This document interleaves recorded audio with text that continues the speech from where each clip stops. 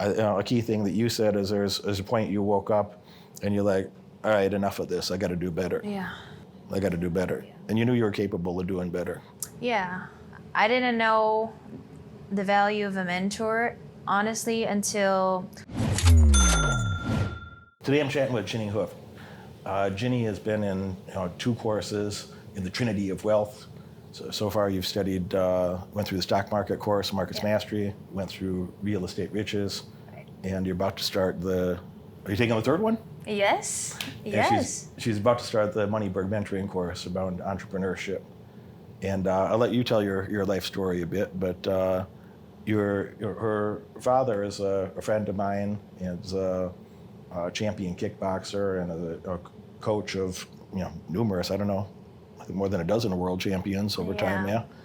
So her father is a friend of mine that nudged her to what was that conversation? He said you had to work with me, or he texted me and he said that you were interested in learning about business. Yes, I was very interested. I think I was just on Instagram one day, and I think he had you on his story. And then, I don't know, something told me to click on your name, and then I came across your page, and I was already kind of into investing for a couple of years now, but it was kind of like investing, pause. And I clicked on your page, and I looked through your, Instagram, obviously, to see what it is that you were doing. And, my dad had already said a lot if he would go to Chicago with my mom and visit you. And I was like, well, what does Derek actually do? And then he would, say something, and then it would just be like, oh, okay. But then that day when I clicked on your Instagram, I went through your Instagram page, and I read your bio, and then I went on YouTube, and I looked at your videos. And I texted my dad. I was like, I DM'd Derek. I didn't get any response. He got so many followers. He limited his messages. I need you to get me in touch with him right now. Do you have his number? Can I have his number? And then my dad was like, I will ask, but it's not something simple. What he does, it's very complicated. And I was like, okay, well, tell me what is so complicated. I just need you to text him right now. And then he was like, I will text him tomorrow. And then tomorrow came, and I said, you texted him already? He's like, no, I'm going to do it. I was like, no, you need to do it right now. And I'm kind of like, I'm the type of person, if I want something, I'm going to think about it until I get it. So I was like, you need to text him now. And then I think he had texted you. And then I got in contact with you, and then he called me, and he was like, I need you to make sure that you know how serious this is. This is not a joke. He's doing very, very good, and his programs are, very difficult too. You can't just say you're going to commit to it and not do it. And I was like, I'm going to commit to it. And I knew it inside. And then we had contact, and I guess since then, I've been doing my homework every week. Well, 30% of people that come on the courses don't finish the courses. And maybe that's not good marketing to say that, and I also don't give a shit. That I'd rather those people didn't come. Right. I'd rather that they don't pollute my course with their lack of enthusiasm about their own future, lack of commitment to their own success. I'd rather not work with those people. Yeah. And many times I've done an interview with someone, and I say this for YouTube, that I'd be delighted if 90% of my followers went away, if they unfollowed me, unsubscribed, and went and fumbled around the world by themselves. It'd just be fantastic if the other 10% were left there alone, the 10% that actually care about their financial future, that actually want to do better. They're actually committed to making a better life for themselves, for their loved ones, and those are the people that I'd rather speak to and spend my time with anyway. So yeah, and I think I understood that part. Now, I also, I have been aware of myself too, that, I think I did fail myself a lot of times, when I was younger. Not that I'm too old now, I'm 29 today, but I can admit that I probably disappointed myself, failed myself, but I didn't think I had the right people around me. I grew up with my grandma in Thailand, and when I left Thailand, I basically went from home to home, because my parents are very, very busy working. And eventually when I started living with them, it was just me and my parents. And, I grew up very, very fast since a young age. So my mentality was just like, okay, I'm just gonna work and that's it. And then I just worked. I worked for other people, and then I was like, one day I just woke up and I was like, you know what? I was in the Netherlands. I think I was 17 or 18, and my parents already moved to the United States. And I said to them, I don't want to go with you guys because I want to finish something for myself for once. Because it was kind of like I was always doing something, but it was always for other people. Mm. And then I would work for people that I would make other people money. And those people wouldn't even respect me. It was always like if I worked in a restaurant, I would be fine with it. I wasn't thinking about why am I working for someone else while I can become an entrepreneur and work for myself. No friends around me that motivated me. I didn't have friends who thought like that at all. So, fast forward, one day I just woke up when I was in Amsterdam. I was, I think, 19 or 20. And I was like, you know what? I just want to visit my parents here and there in the United States. And I came back and forth, on a tourist visa. And then I saw I had more fun here, but then I was like, no, I'm still comfortable in the Netherlands where I am. Still working for people every single day. And I think I just woke up on a Tuesday and I was like, what the hell am I doing with my life? Like, I just realized I needed to go. I think that was the last day I was in the Netherlands. I packed my bag, one suitcase, I gave everything away, and I moved to the States. I didn't worry about no visa. I knew that I was going to get a job. Someone was going to sponsor me, and that happened. I went to just trivia, but I've been maybe 15 times to Amsterdam and around the Netherlands a bit, so I'm familiar with the environment there. But I never was interested in weed. I don't like smoking weed. I've smoked weed when I was younger at different times, and it just made me very lethargic, and I didn't care for it. So not interested in weed, not interested in any of the drug culture, but I always enjoyed being there. It felt like a very free place. I don't know what happened in the last couple of years, but before then it felt like a very free place that I enjoyed visiting there a lot when I was in Europe. I spent a lot of months, and I spent maybe 4 years in Europe over time, Yeah. I've only been to Thailand once, so I ate Korean barbecue every day. Everybody goes for the Thai food. Everybody says they go for Thai food. And I like some of the street food, but it was... Oh, I love that. The people that love the Thai food would be laughing at me right now because I'd go there and eat like a few chicken wings off the street, like some fried chicken wings in the tourist areas. Yeah. And then go to this Korean barbecue place every day. Oh, so that was my Thai experience. That's where you go to, yes. I'll try again sometime. Yeah. No, regarding the comments you're making about entrepreneurship, look, most people are just going to work for somebody else for their life, and that's fine. People that I work with, I always correct them if they say, well, I work for you because blah blah blah. And I'm like, well, you don't work for me. You don't work for me. Like we work together. We have we have the same projects. We have similar goals. Yeah. We work together. Like I don't want someone to work for me. Because nobody can work for you as hard as they want to work for themselves, Right. So people have to be financially incentivized that way. And, if I wouldn't hire someone as a contractor or as a direct employee that wanted to work for me. Right. I'm just like, either they're fucking stupid or, they're either too dumb to realize that, they could be doing bigger things. Yeah. Or they're not really committed to they don't see the same vision or have the same goals that I do. Right. I want us to work together and have a cooperative, collaborative type relationship.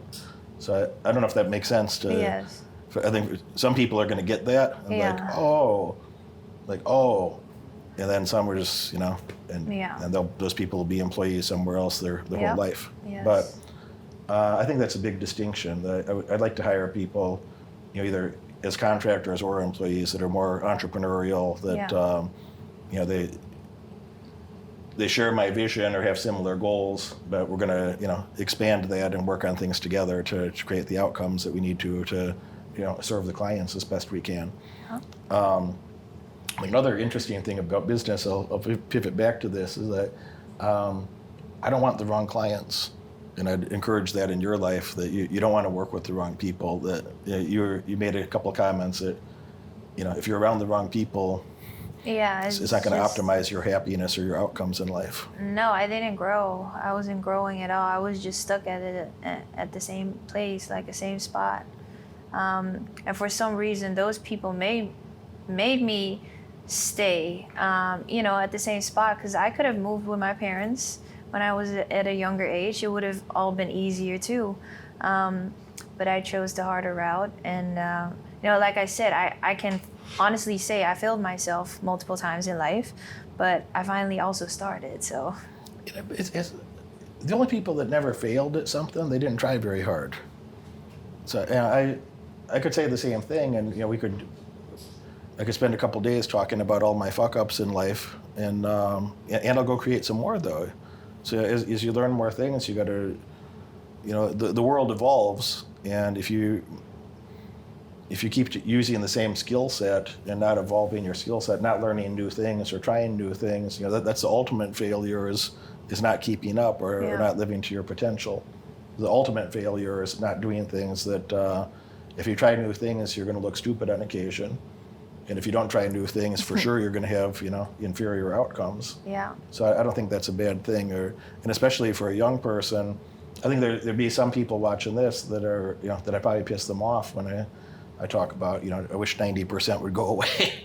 But there's a subset of them that they had a couple bad experiences, and they accepted that as their identity, that they are a failure, or that they messed up a few things, and now their life's going to be messed up. And I just don't think that's true. I think, I don't know, as a child, you could imagine a child, or you as a child, like you probably pissed yourself at some time, probably pissed the bed, or shit your little diaper sometime.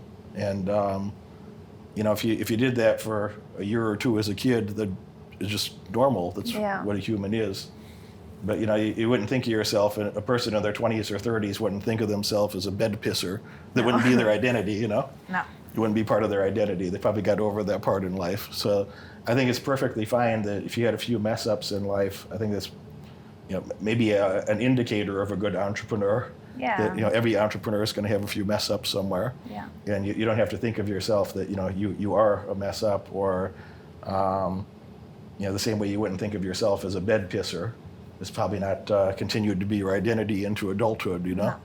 So it's perfectly fine to be that way. But a key thing that you said is there's a point you woke up and you're like, all right, enough of this. I got to do better. Yeah. I got to do better. Yeah. And you knew you were capable of doing better. Yeah. Yeah, I always felt like, okay, there's something for me out there, but I could never point out what it was. But I think the last couple of years, I've become more aware and conscious. And I'm just so happy with the decisions I made so far. And sitting here and, having you guys as my mentor, because I didn't know the value of a mentor, honestly, until, I wouldn't say like coming into this program, because, I've always seen my grandma that raised me as my mentor, and my two parents. I don't really speak about other people because I wasn't raised to be family, close with family. I was always, we moved so many times in my life, so it was very hard to stick around people and, keep the contact. Mm-hmm. So I had them as mentors, and, it went the hard way with them. My grandma, we sold food on the streets.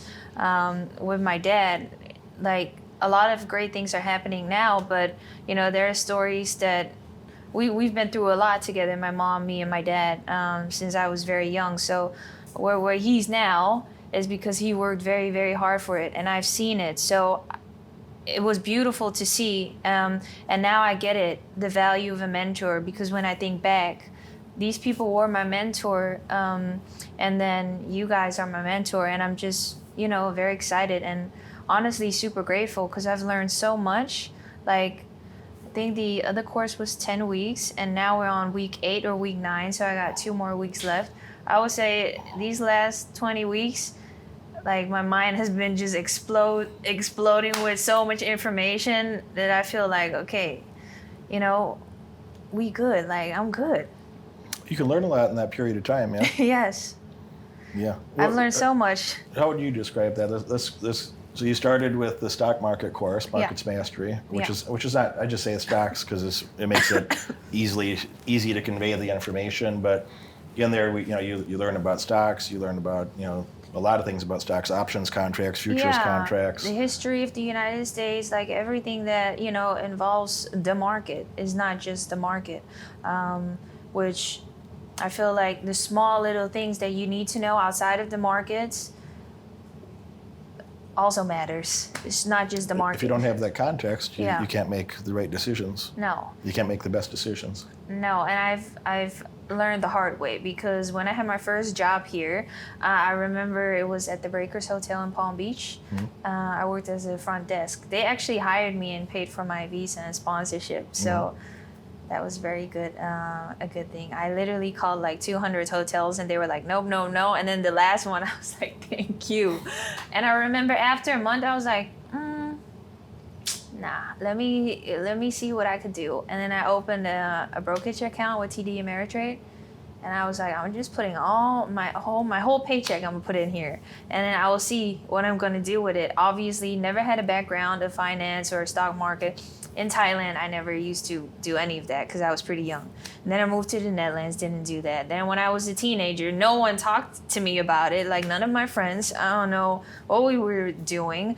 And then when I came to the States, a couple of people talked about it. And then a friend of my dad, he's in the stock market. And then, I was like, I'm going to do it. And then I would be at the front desk and act like I was working, and then I was on the computer investing and reading about companies and stuff like that. And that's how I started, but with less knowledge. So I wouldn't say like I made tons of millions of dollars.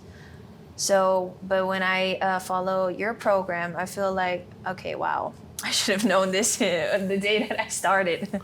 How would you explain that to somebody that, they think they know something about stocks, or they think they know a little about, financial markets? How would you describe your experience, spending 10 weeks immersed in that, where like, you're doing the homework, you're showing up to the calls, you're doing the homework.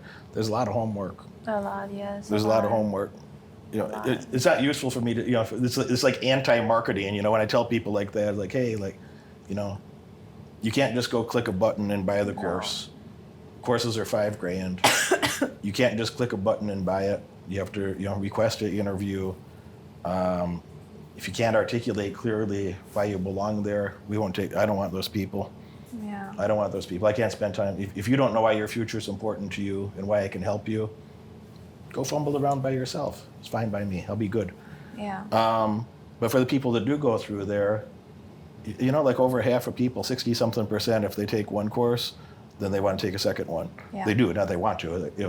Factually, over half, if they take a course, then they show up for a second one.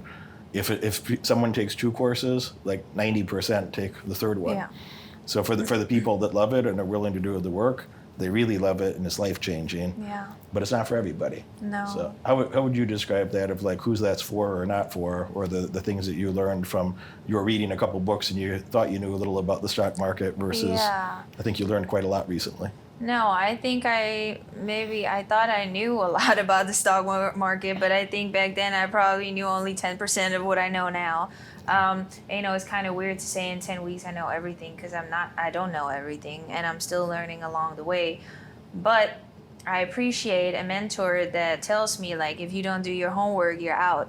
Because I feel like, there are so many programs out there that tell you, you're going to learn this and this and that, and then you can just do whatever you want, actually. And with your program, I didn't just stay committed because I was like, oh, maybe he's going to kick me out. But I learned so much at day one at the meeting that we're having with Travis, and then the Q&A with you.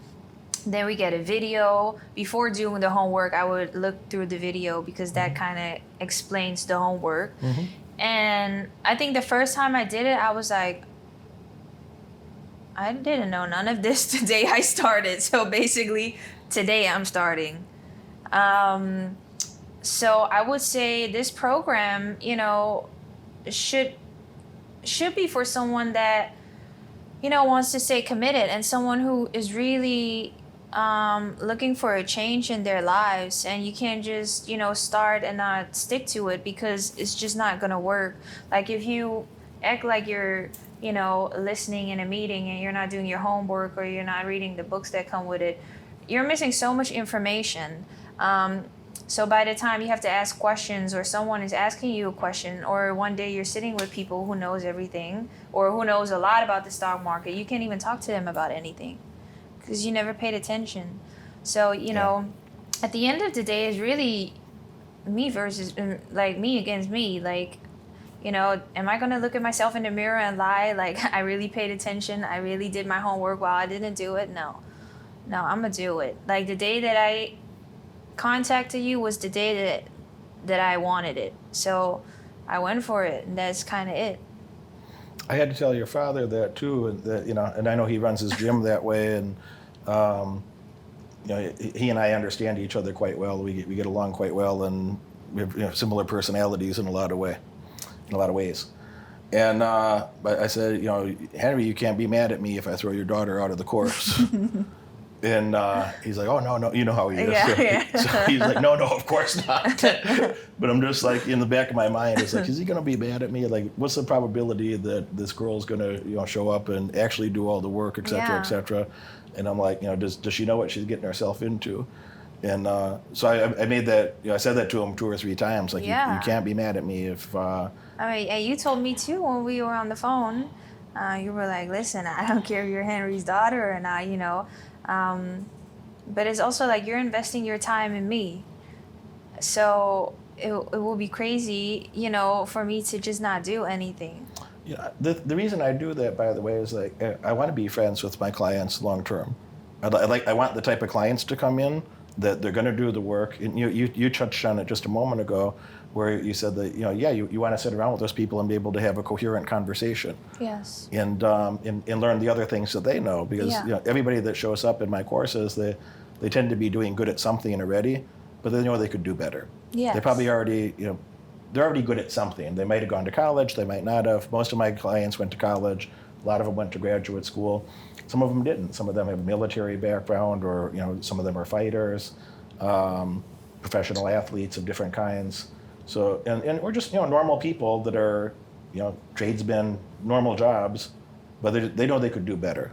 Yeah. But they're already good at something. And I want to be in a room with people that we have these shared language or shared understanding of a lot of fundamentals of how does the real estate market work? Yes. How does entrepreneurship work? What are the mechanics of building a small business? Yeah. What are global markets? How do global markets function? And if we can talk through those frameworks, and I can learn the tidbits of wisdom and knowledge that they have from their different cultural experiences. So a lot of my clients are international, or you've lived in multiple countries or 3 different continents. Yeah. So you learn things from those people, and different worldviews that you wouldn't figure it all out by yourself. No. But we don't need the wrong person in that room.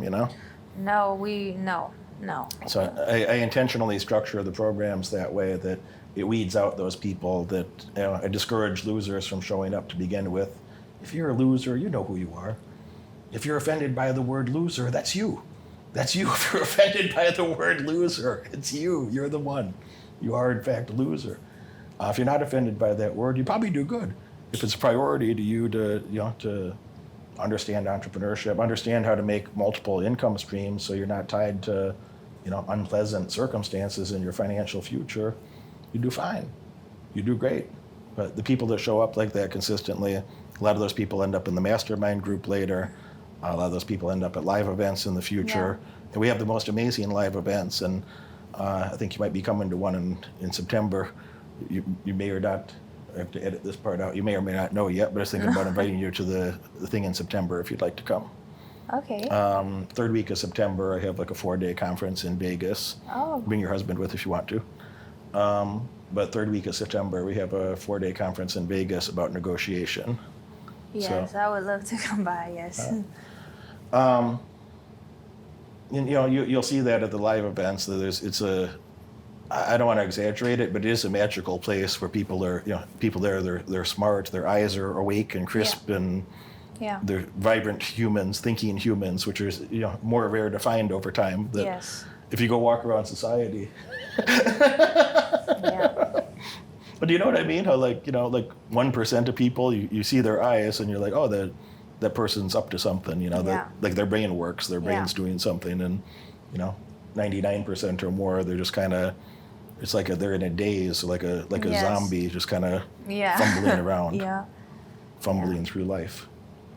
So, so 10 weeks of markets mastery. So you feel like you have a pretty good grasp on the stock market or Yes. tangential markets now? Yes. But I also feel like it's fun that I'm understanding it. So what I would also say, to other people wanting to follow this program or are following the program is that, you might be like, oh my God, it might be difficult and stuff like that, but I've learned eventually I liked it so much. Like, oh my God, I'm done with my homework and I understood it. Like, I was not just doing my homework, but actually understanding it. And then, at home, if my husband and I would, talk about the market and stuff like that, I would say stuff and he would be like, how do you know? And I'm just like, it's just, it eventually is not like, okay, I need to stay committed. You're just doing it. You just stay committed. Because if you force yourself, it's almost not gonna happen. Like, I don't really force myself into anything anymore now. Because if you force it, you don't like it. I feel like if you force it, you're never gonna be able to go to the very end. Like, I forced a couple of things in my life and I've never really, I've noticed that is not the answer. Like, I just think you shouldn't force anything. You should be around good people so you can have the same conversations. People that don't mind seeing you going up too. I think it's very hard to find people nowadays. Sometimes it's kind of like, oh, she knows a lot. Well, jealousy and stuff like that. It's just... That's the thing. Yeah. No, it's a lot of people have to give up their current peer group to build the sort of life that they want. And people don't like hearing that when they hear me say that. So you give up my friends, give up my current peer group. You mean give up my friends? But they're my friends. Well, you'd be shocked how many of your friends, when they see you, having more success, being, better educated and having better outcomes accordingly, a lot of your friends aren't going to be happy about that. No, not at all. No. A lot of your friends want you to stay right where you're at and do not much. With them. Yeah, it makes them uncomfortable. Yeah, exactly. Like I also told you today when you was like, do you still have your old number? No, I changed my number because I felt like there are some people that just don't belong in my life, in my environment anymore. And, I have less than 10 contacts in my phone and it's amazing. And, while I'm doing your programs, real estate and the market one, I'm also working on, my own things, my own businesses. I'm writing a book, I make candles. And I've just noticed that I don't need the people that I had in my life because I didn't see them in the vision of me in my future with being an entrepreneur. So I just did it. No explanations, just do it. It feels good. I was, like to a fault, I was very loyal to a lot of my friends from childhood, say, or teenage years. And, it really painfully made me come to the realization that I can't be more committed to their success than they are. Yeah. That I wanted them to win more than they wanted to win, and I'd encourage them to, come read a book. Hey, let's read this book together. Hey, come to college with me. Hey, come work on this business thing with me. Hey, come do the self-help thing with me. And a lot of them made fun of shit like that. Like literally made fun of me to go to college, or made fun of me to be working on this. Man, I'm doing my own thing. They'd say shit like, I'm doing my own thing. Yeah. All right. Well, the 6 people that I was close with in childhood, so 3 of them are dead now from doing their own thing. Yeah. Actually, a 4th one later that was also. One's had a 30-year prison sentence. One's doing life in federal prison. Yeah. And the 6th one, he didn't escape. The sixth one got himself, he was high and drunk at work with heavy equipment and got himself all crippled up. It's his own damn fault, And he's a dumbass, but he's just smart enough to know that it's his own damn fault that it'd be physically handicapped for the rest of his life. Yeah. Because he's a dumbass and did that to himself. So all those people that, they literally made fun of me for trying to make my life better, and you'd beg them to come with. And I feel stupid every time I say that. I feel like, part of my brain feels like embarrassed, like, but I did. I asked some of these people 100 times and tried to persuade them and convince them. You wanted more for them than they wanted for themselves. Yeah, and I came to that realization. I'm like, how can I be more committed to someone's success than they are? Yeah. Like, how does that work? Yeah. It doesn't. No. It doesn't. It's really sad that. I wish they would have done better, but they didn't want it. They didn't have that same calling, and it makes sense to me when you tell people like, you're going to have to give up some of your current friends, and people have a natural reaction that they don't like that of like, like they think of that as disloyalty or something. Like, now your friends are being disloyal to themselves. Those people are being disloyal to their own future. They're betraying their own. You're not betraying them. Ask them to come with. Yeah. Ask them to come do something with you. But I don't ask anybody more than twice anymore. If I ask somebody to do something, usually they just say yes. And I don't mean that in a cocky way, but the reason they can say yes is I don't ask people to do things that aren't in their own best interest. Yeah. So I wouldn't ask somebody to do something unless it was obvious to me that, like, I think that person would benefit a lot from this. If not, I wouldn't even bother asking. Right. And if they don't immediately understand the value of what I'm saying, like, maybe I'll think about it, and if it's still rattling around in my brain, I'm like, no, I really think let me talk to them one more time. Yes. I don't ask anybody a third time to do anything anymore. No. If they're not excited to jump on board and comes, that's cool. Right. No worries. In the mastermind group, the people that go through the courses we invite to the mastermind group, which I don't invite all of them. If I don't like them for any finicky reason, and I'm kind of fussy. If there's anything I don't like, that they lied about their homework, or there's anything to do with integrity or dishonesty, then they'll never be invited. But when we do invite somebody, we just ask them one time, and they say yes or no right then. Yeah. And if they got to think about it, we say, oh, you go think about it, but but the answer is no. Yeah. I mean, you'd be shocked. Several people, they'll contact us a day later, and they'll say, this is a $20,000 initiation, $20,000 program, okay? A day later, they say, I thought about it overnight. I really want to join. I won't take the money. No. So, several times it's cost me, a few $100,000 that several times, like, no, if it wasn't clear that you're supposed to join, then yes, you're no longer, right. I understand. Think about it, If you had to think about it, then I understand, no worries, Yeah. So, that's a funny way to run a business on one hand, but on the other hand, we have a beautiful social group has emerged from that. There's a lot of extremely talented and bright people. It's all the people that I wish I had around during childhood, and now I got to build that social network as an adult. And I'm much more concerned about the quality of that group. In the long term, that'll pay off so much more than allowing anybody in there that doesn't really belong. Right. So, imagine you're in an environment, there's 100 fantastic people, but there's one fucking weirdo slithering about. And the weirdo ruins the room. It changes the environment. Yeah. So we try to avoid that type of thing. 10 weeks of real estate. What did you pick up from 10 weeks of real estate? So now you're becoming very unrelatable to your peer group. Because you just spent 20 weeks studying pretty intense. Yes. Markets mastery, and then real estate. So yes. What did you pick up from there? I mean, I'm honestly ready to buy a property. Like, I'm just ready. Honestly. I know I'm putting you on the spot. How many ways do you think you learned to make money in real estate in the past couple months? 'Cause people think they're like, yeah, I understand real estate. You buy a house and rent it.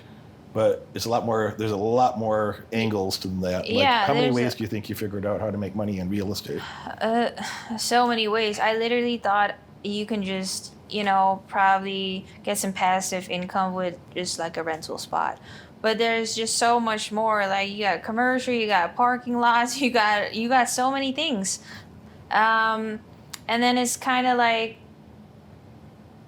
it's just so funny because if you think about it, the market and real estate is a huge difference, obviously. But there's also not a huge difference, because I think in one of your YouTube videos or your videos, I had stalked you on YouTube before we started this program.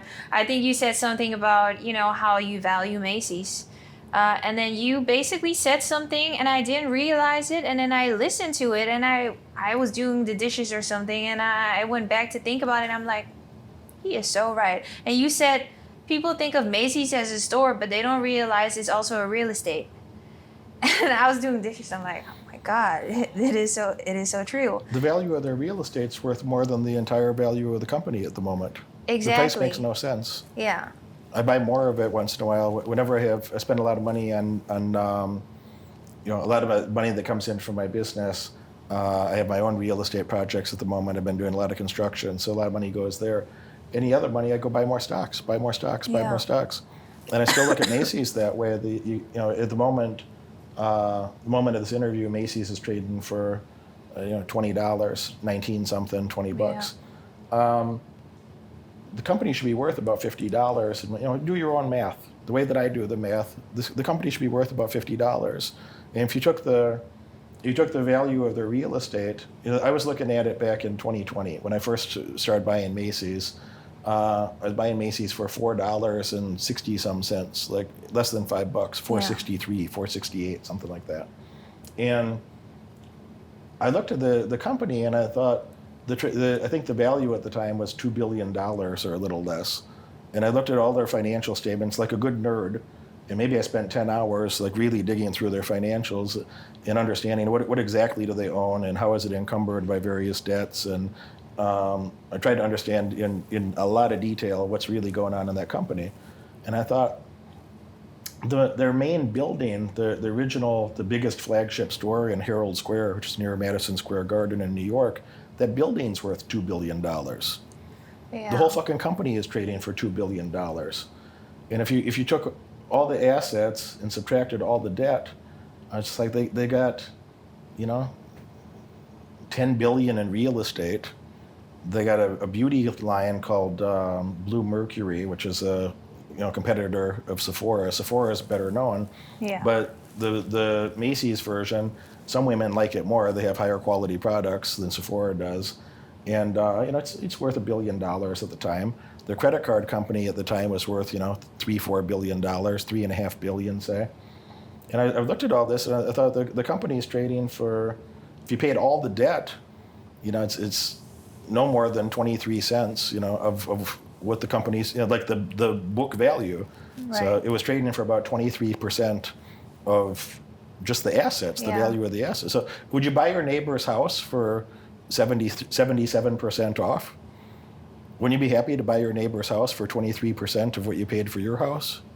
Oh, yes, I would. If you could? Yes, I would if I could, yes. Would you only buy one, or would you buy the one on the other side too, On the other side too, and then on the other side too, yeah. And that's what it is. And there's opportunities in the stock market that you could buy real estate in the stock market for less than you could buy the real estate in real life, because the stock market does crazy irrational shit once in a while. Yeah. So stuff that I paid less than $5 for is worth $20 now. Yeah. And that's not just, so you understand how leverage works now, but it's not just that I got a 4x return or 4.5x return. You could buy this stuff on margin, and some of these, Kohl's was another one, and I sold Kohl's, so I could say the exact numbers. I was buying Kohl's for about $13. I sold Kohl's for about $62.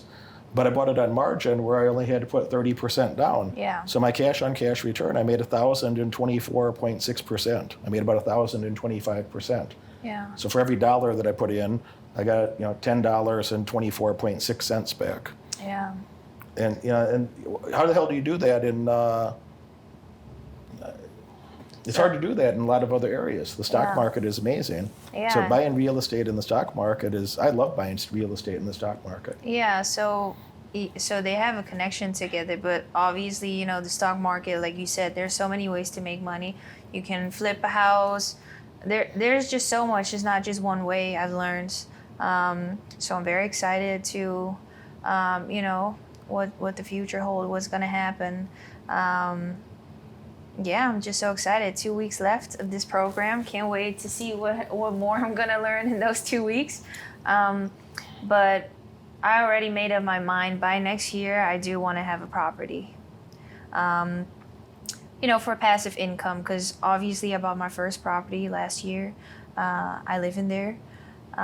Very happy about it. But the one next year, that's the goal, and that's gonna be passive income. Yes. So I'm very excited. I'm excited for you. We got one more course coming up. So in a couple weeks, we're starting the Moneyberg mentoring course. So you got 12 weeks. The other two are 10 weeks that you've gone through. This one's 12 weeks. I couldn't cram it into 10 weeks, and you'll see it. But I love all three of them. Whichever one I'm doing at that time, that's my favorite. And I'm just making an emotional decision there. But I love all of them. I spent about 4,000 hours to create those three courses. It only took 30 years of experience before then, and then about 4,000 hours to organize that. But I think when you understand those three pieces, you understand entrepreneurship of the details of how does a small business work. You kind of need that as a foundation to really understand how does a publicly traded company work. Yeah. If you can't figure out how a small business works, how would you understand how a large business works? Right. Yeah. That's true. So I think those three courses together were. We talk about it as the trinity of wealth, as if it's the holy grail of finance, but it kind of is. If you understand the nuts and bolts of how to create a small business, how to create additional income streams, or even using entrepreneurial ideas to get a job, to get a raise at your current job, to get a promotion, to get a bonus check, to create a income structure, a compensation structure that's more tied to your inputs. So you have a pay for performance type pay scale. That by itself could make you a lot of money, and that's still as an employee. And then creating some secondary income on the side. If you could grow your secondary income, well enough, it doesn't have to be a huge number. If you're making, maybe you're making 10 grand a month in your job, but if you're making 5 grand a month on the side, at some point you gotta start thinking like, do I want to show up for my job anymore? No. Or maybe I should quit that job and focus on this other thing. How quick would I grow that if all your attention was there? Yeah. And that might go from 5 to 25. Yeah. And that might start being serious money after that. And if you took that money and you invested it, and you learned a lot of the investment parts first before just the way that the courses, the chronology of the courses during the time that you started. So you learned a lot about the investment side first before the entrepreneurial side. But if you're making enough money from entrepreneurship and you kept your living expenses reasonable, pretty soon you're investing that money. Reinvest the money, yes. And as you said, if you got enough rental properties and you got, you're making some money from, stock dividends, you're making some money from your rental properties, you're making some other money from your investments. At some point, if you really love entrepreneurship, you might keep doing what you're doing, but you wouldn't have time to do shit that you didn't like. Right. You wouldn't have time to do entrepreneurial things that you're like, I really hate this. I don't enjoy it at all. I don't have to do it. Don't have to do it anymore. Yeah. And I think that is the best path to financial freedom that I've ever seen. I structured my life that way, and it's why I'm fussy about what clients I let in. Is that I don't want the wrong client. I don't need their money. I don't want their money. I don't want somebody that's uninspired, doesn't care about their own success. Yeah. Why the hell do we want somebody like? Do you want somebody in the course with you that's like some bum that doesn't even care to show up for their own success? No. What would happen if your dad ran his gym that way? Could just leave any bum off the street can go train with the pros? No. No, I've seen multiple times where people would come in and they thought that they could just train, and then they had to have a conversation. It just doesn't go that way. Yeah. You gotta prove yourself. You gotta be respected. You gotta really want it. So you just can't walk in a building and be like, I wanna join this kickboxing class with all the pros. Yeah, and I don't mean this in a disrespectful way to anybody, but that person literally becomes a pollutant in the environment. That somebody that's showing up half-ass and doesn't have the commitment that those pros have. And I think it doesn't add any value to the environment. No, I think it would also be like a different type of energy that you're gonna bring in then, because Like, for example, you can sit next to that person and, you just got done working out. That person might be like, oh, this is so hard. And, all that bad energy comes to you and you carry it. And it's like, you don't need to hear that. It was a great sparring session. It was a great, So the energy is just going to affect yourself. Yeah, well, they're bleeding from his lip or something. So, Yes. So, good session, guys. Yeah. Do it again tomorrow. Yeah, no, the energy in the gym is the same. People are, that's why it's all like a family in there. The energy is good. Yeah. What happens, you already said it. You bring the wrong person in, it ruins the energy. Yeah. It ruins the mood. And, there's people there that are doing very difficult things. And, literally that's their career. And their well-being depends on it. Their family depends on it. Their fans are cheering for them and want them to be the best they can be. And when you allow the wrong people in the environment, you can't have that. No, it's going to take you down. We don't do that here either. It's only for people that they're serious about their future. They're quite dedicated to doing well. It's clear that I'm the right type of person that could help you. And if that's not clear, that's okay. Just go do anything else. Go do anything else and we'll be fine. But for those of you that have that calling, happy to help somebody who is serious, happy to help somebody that wants to show up for their own success. You're going to do, how much time do you think you spend on homework in a normal week?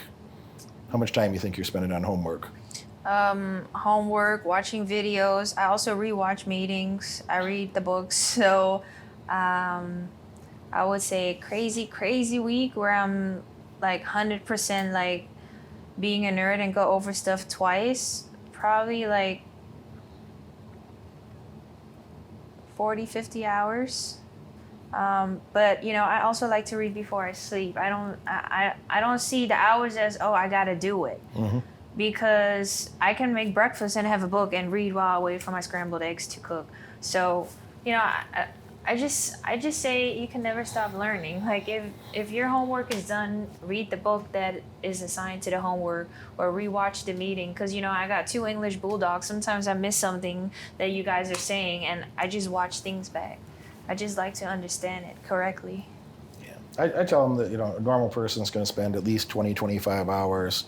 And I've had a few people say they spend as much as 70 hours in a week that are doing, as you said, that did every word of the homework followed, plus additional reading and going through things repetitively, etc., to really burn it in. Making notes takes time. Like if I watch your video, like real estate course, for example, every homework video is like 1 hour and a half, 2 hours. Like the stock market one was kind of like close to an hour. The real estate is close to 2 hours. And I don't just look and listen. I listen to what you're saying, then I pause it 1,000 times and I make my notes. Because I want to make sure I hear you and then I put it in my brain. It helps when I write. So the 2 hours is basically a 4 hour. So it's just kind of like, it's how I do it. A common thing that I hear from people, a common comment, question is, Derek, where do I start? I said, well, start where you're at, dumbass. But where else could you start in life? But when somebody says, where do I start learning about, finances? Where do I, how much money do I need before I start? No, you start now. Yeah. You start now. Like how much longer, how would it be to your benefit to remain ignorant for longer instead of learning things that would actually make your life better? But I'm curious from your perspective, like, how did you know it was time, you had enough of doing what normal people do, you had enough of trying to learn a few things by yourself, and you're like, I really want this guy's help to sort these few areas out in my life? Yeah. I think I was just getting tired of myself. I think everyone is gonna realize that at a certain point, and if you don't, I think you just pretend and you're just lying to yourself.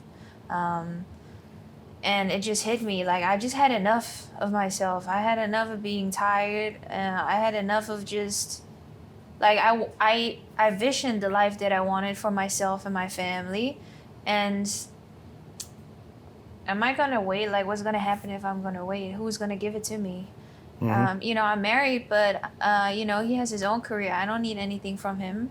I have a purpose in life, and while figuring it out, even if I don't know yet, I'm still gonna do something. So when I reached out to you, you know, I knew this was gonna be a part of my vision because I finally was true to myself. I think you know, it's time people just stop lying to themselves because I was doing that for a little while, and you know, it's all right, and I can just do this, and then you stick with it, and then you hang around too long, and then you get comfortable. And I was kind of like a little shocked when I got comfortable. I was also not happy. I think I was very like I wouldn't say moody, but I was frustrated, and then it wasn't anyone else. It was just me. I think a lot of people, there's been times in my life I felt that way, and I think a lot of people feel that way, that, you know, I hate to say it this way, but this is my sincere thought in my head, that, you know, I think especially for a man's supposed to, you know, there's supposed to be a leader and protect the family and provide for the family, and, you know, when a man's not living up to his real potential, I think it's extremely frustrating. And I'm saying it from my perspective. And what you said made perfect sense too. That you're like, you want to be able to, you know, provide for the family as well, or you want to have, or maybe this is my interpretation, you want to have the independence or the confidence to know that, you know, you're making, you know, serious money, or you're totally capable of supporting yourself, you know, with or without a husband. Yeah, exactly. And I think, but that I think that's also such a is a good feeling for a woman too. I like the way, you know, the way I was raised in Thailand is very traditional. The man takes care of the family, and you know, in my situation, he's doing his part very well. But I don't just want to sit home. I don't want to just be a housewife. I don't want to just, you know, just be home. No, I have my own purpose. He's an individual. I'm an individual, and together we uplift each other. We grow. We like to learn from each other too. So the fact that he's doing his part doesn't mean that whenever I get wealthy, I'm gonna do the whole manly part. But it's very important, I think, for a woman nowadays to have her own shit together too. You know? I think it is too. I'm not attracted to dumb women. And I've never been attracted to dumb women. I was never, maybe in my 20s, let me take that back. Maybe in my 20s, a couple dumb girls that I met at the Playboy Mansion or something snuck in there. But as I've gone through life, I'm less attracted to dumb women. And I like a young, pretty woman, but I want her brain to work. I want us to be able to talk about, business and life and reality. And if I said it, you know, succinctly, I think I'd like a woman who is, you know, perfectly capable of making a lot more money than most men are. She's not going to have a job. If I have a girl that I'm dating for a long time, she's not going to have a job, because her job is to do whatever the hell I tell her to do that day and make sure that things are good and that I'm happy. But I want her to, you know, be capable, to have that confidence that she doesn't need me. She's not reliant on me. If for some reason she slipped and bumped her head in the shower and didn't want to be with me anymore, she could go take care of herself at a high level, and everything would be fine. So I think relationships are healthier that way, when a woman knows she could totally take care of herself, that, you know, at a much higher than a peasant's income, you know. Yeah, I think that too. But also, for example, you know, I hope this never happens, but if something happens to your partner, and that partner is not able to work, then what are you going to provide as a wife? You know, as a girlfriend, as a partner. If the love is real, then you stick around, right? But are you gonna just sit home? Then you're both not gonna work? Like, how is that gonna go? So, you know, I think it's just good and healthy. You never know what might happen. Yeah. No. There's no outcome where, you know, any couple are together and they'd be worse off because both of them are well educated and contributing at a high level financially. Yeah. There's no permutation where that'd be a bad thing. But what do you say to somebody here? They're debating, you know, is this for me? They see us, you know, we're both. I'm particularly smug. I'm intentionally snotty, especially to a general audience. I'm really nice with people that are, you know, people that I know and I'm around. So I'm very warm with those people.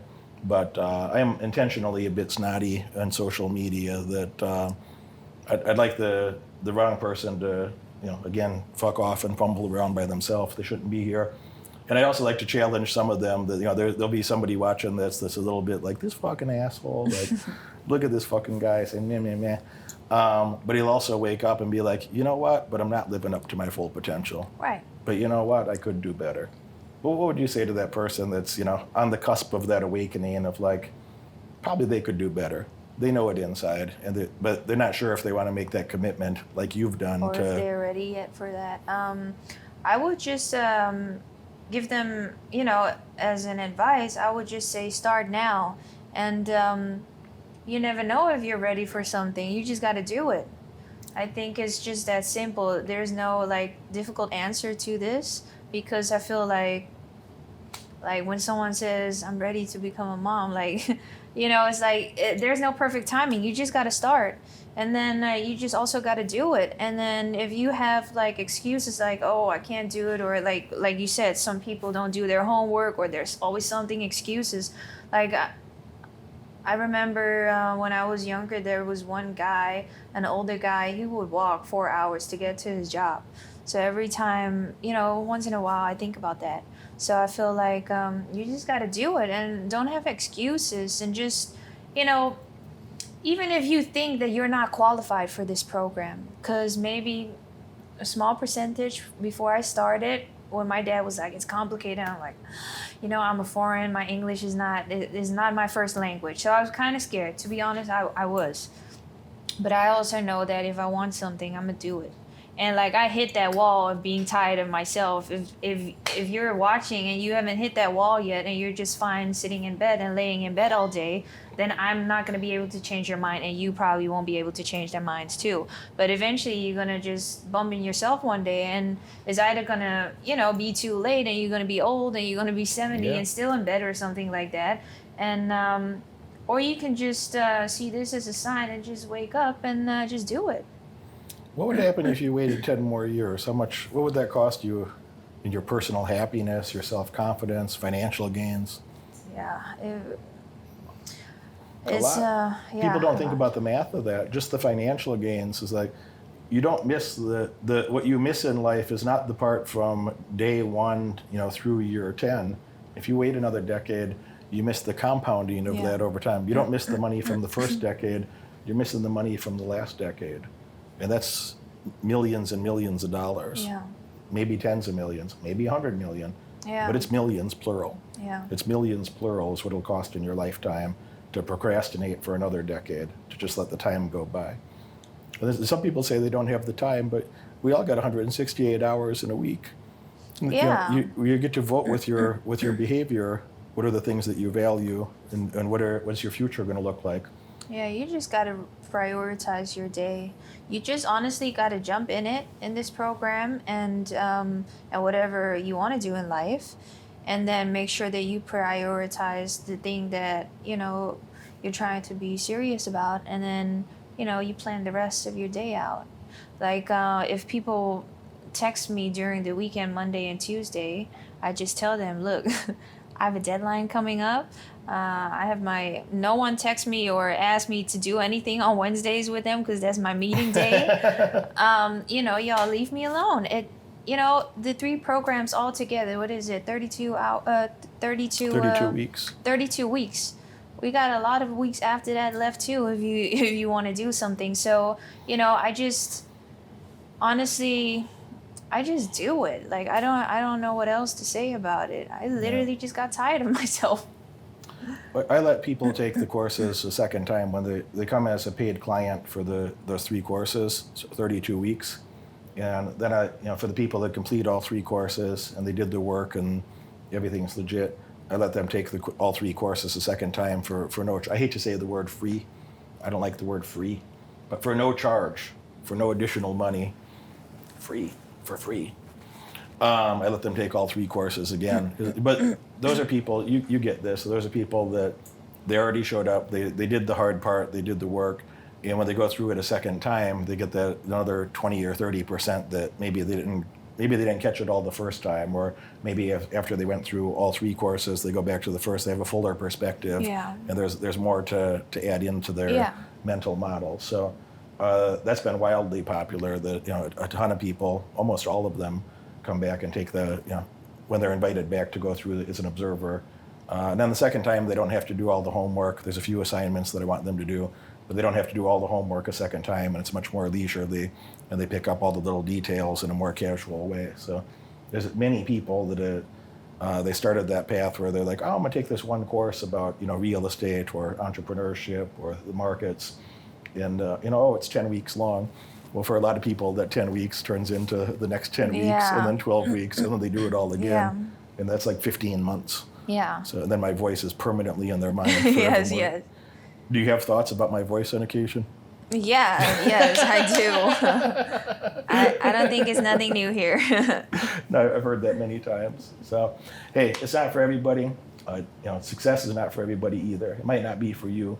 If it is for you, if you want to know more about how global markets work, about entrepreneurship, about real estate, and pragmatic things to help you turn that into money, to turn into resources for you, for your family, for your loved ones, I'm happy to help. But I can't help somebody that doesn't want to help themselves. Any final words or thoughts that you'd share about the courses, about who should come or not come?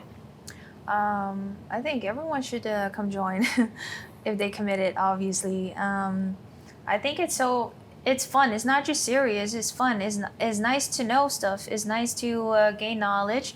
It's nice that you're going to be sitting at a table a year from now with people, and you're going to understand the conversation. You can maintain the conversation, and you can learn about the conversation. I think that's super cool. Yeah, and contribute to the conversation. And most importantly, go profit to find unique ways to make money that other people don't have. Most people have a job, and that's it. Yeah.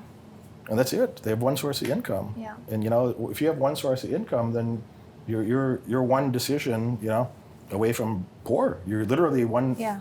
Your employer or your boss, if you find them on a bad day, you could get fired for any reason. You get fired for no reason. Depends. Yeah, you will be replaced.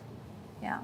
So if you only have one source of income, you're one person's decision away from poverty. You're one person's decision away from welfare. I think you need at least 3 sources of income to have some stability in life. I always say 2 is too close to 1 and 1 is too close to none. Yeah. But you got to have at least 3 sources of income. And the average millionaire, for just 1 million, the average millionaire made that money from 7 different income streams. Yeah. They made money in at least 7 different ways on average to get $1 million net worth. Yeah. So when I say at least 3, I don't mean that to be aspirational. Like that's the minimum. If you're not making money at least 3 different ways, at some point you're going to be struggling in the future. So that's a lifestyle choice. Anyway, Ginny, thank you very much for sharing some of your stories and experiences. You did the homework. A lot of men I got to throw out of the course because they're too weak, too feeble to get through the work. But you did it and did extra. Respect for that. I appreciate you sharing a bit with folks. I look forward to having you in the 3rd program and in our mastermind group and at some of our live events in the future. Thank you. Yes. Thank you. I was living on my coach's living room on a mattress. I ended up just bouncing at a bar. I'd been a cop. I quit my job. And Derek Moneyberg presents 10 Commandments of Wealth. Took the gamble on myself to become a successful professional fighter and make it to the UFC or Pride. And at the time, am I making a sacrifice right now, or am I just investing in a better future? So it's easier for me to make those decisions when I think about it as like, oh. Yeah, absolutely. And now that you mention it, having to actually really process and think about it, I think that word sacrifice is kind of like, I believe it's the word that the ones at the top kind of use to make everyone else feel better about it. Because when you're at the top, now you realize that was an investment. Was everything just golden and easy and handed to you, or do you have a little struggle yourself along the way? No. Yeah, in 2013 and 2015, I was living out of my car, full time, and I was too proud to ask for help. Like, how ridiculous is that? You're living out of your car and you think you know it all. And 2015, that's when I kind of I knew that I didn't know it all. So why not find experts in that and really shortcut that? I thought I was going to just chip away. I thought I was just going to read books till I was an expert. I never really talked to anyone that actually did it. It's been about a week since I've joined the 10 Commandments of Wealth program, and there's so many interviews that are offered in this program. I'm inside the Derek Moneyberg 10 Commandments of Wealth program. This is an awesome program that you're gonna love. I'm gonna use the principles and the knowledge from this program to help me boost my leads in my marketing firm. Buy this program, it's a wonderful investment for your future. You won't regret it and you'll absolutely love it.